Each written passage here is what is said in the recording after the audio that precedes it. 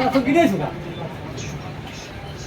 কারা কই কেন ওখানে কি করেন না কি করবে দেখুন তো দেখি পোড়া দিয়ে দেওয়া দি পরে নি হ্যাঁ কিছু না এবার পোড়া দিয়ে দেওয়া পরে টরে নি নাকি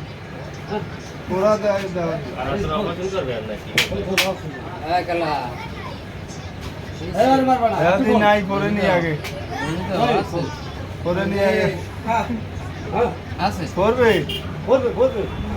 হ্যাঁ জানো